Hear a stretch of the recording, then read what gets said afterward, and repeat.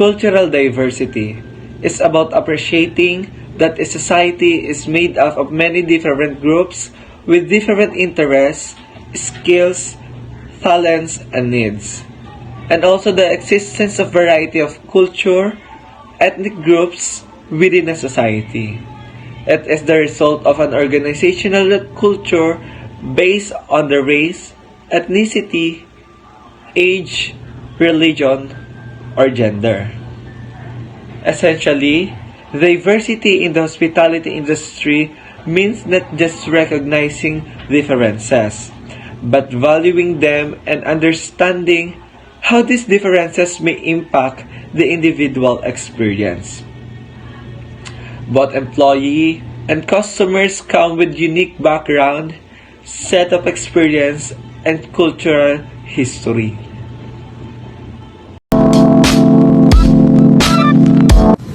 The importance of cultural diversity in the workplace is it empowers people to develop their talents and skills. A range of ideas and expertise enables those to learn from a more diverse collection of colleagues. It can also boost problem-solving capabilities and increase happiness and productivity. There are many benefits nurturing cultural diversity in the workplace. For example, increase innovation, improve job performance, profit more from local markets, attract the best talents, reduce rate of attrition, and better profits from your organization. Corporate culture refers to the beliefs and behaviors that determine how a company, employees, and management should interact and perform. It can affect employee hiring and retention, performance and productivity, business results, and company longevity. Corporate culture is something that defines the proper way to behave within the organization. Midterms. Understanding the importance of regional culture. Developmental trajectories of communities are usually explained by reference to economic history, human capital deficits, or the structure of local labor markets. Rarely is local culture seen as playing a significant role in development outcomes, nor does empirical research routine consider the role of local culture in fostering a more complete understanding of community development. Such perspective miss an important aspect of the development process. The culture of a community significantly shapes debate and action. Local culture also presents unique options for locally based economic and other development. Local understanding and interpretations of community history reflect past events that need into are partially driven by demands, sentiments, and interests of those in the present. Local cultures provides a sense of identity for rural communities and residents. This identity facilitates common understanding, traditions, and values, all central to the identification of plans of action to improve well-being.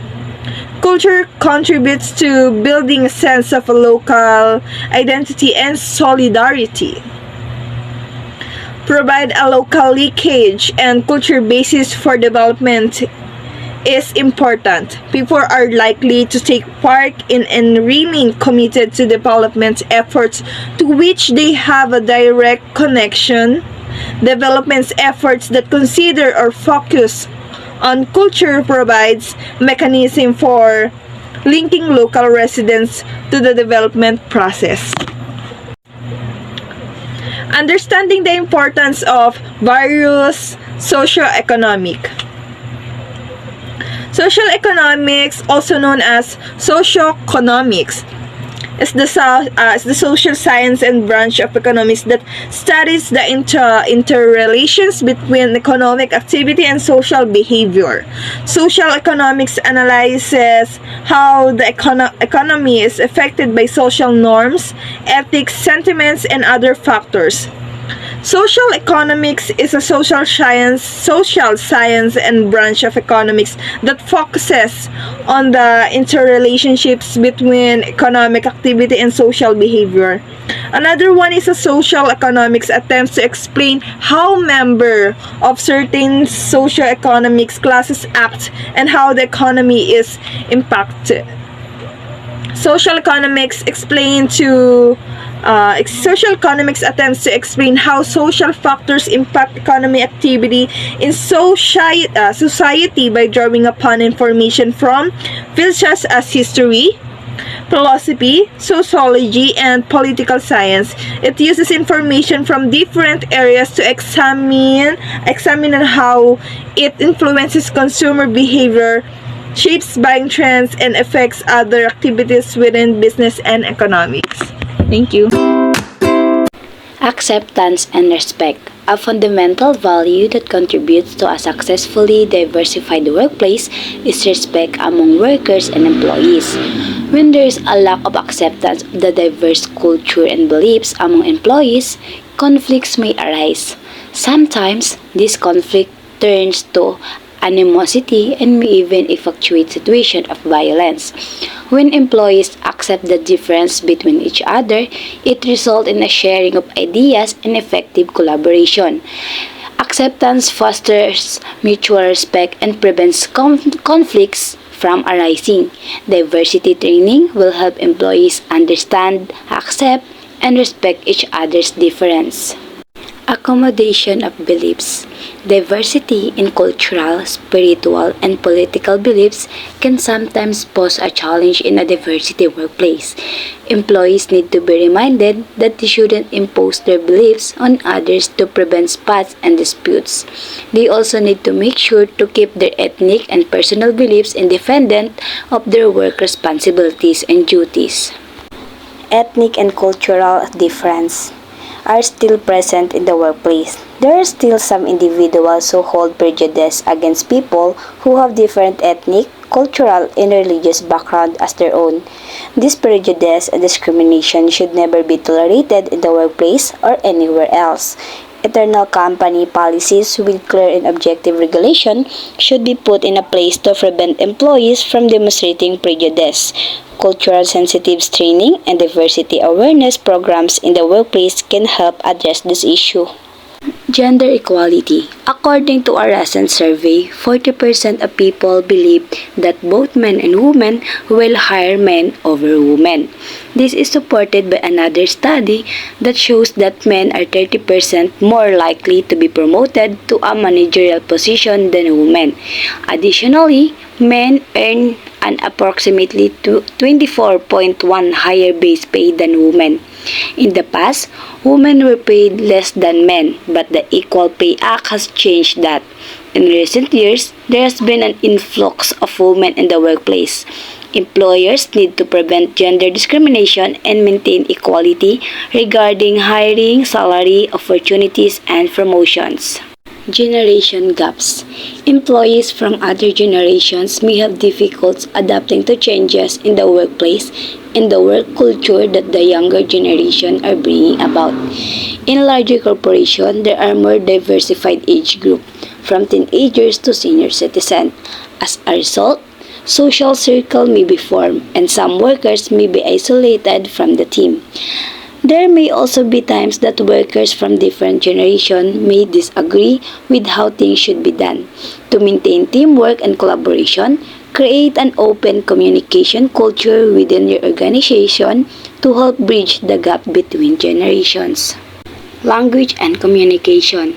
Language and communication barriers are ever present in companies with a diverse workforce.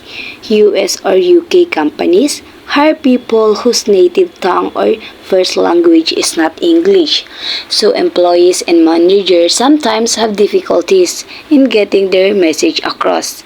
This can lead to miscommunication and productivity loss. Language training for non-native English speakers can often prevent this from happening. Hiring multilingual or bilingual employees can also help bridge the gap. Mabuhay! Good morning! And now let's proceed to the topic about understanding the importance of various age group. We have different types of age group, which is children, teenagers, young people, adult, and older people. Why age group is important? A person's knowledge and experience about things will often be determined by his or her age. Age diversity is like other type of diversity. Employees of different ages bring different skills, experience, and viewpoint. It's helped to increase innovation and create problem solving in a workplace. Given the difference in life experience between different age group as well as people's changing tastes and behavior, as they get older, it can be very useful to include. This characteristic of age group where people born around a similar time within a particular generation typically share some similar characteristic and ways of thinking.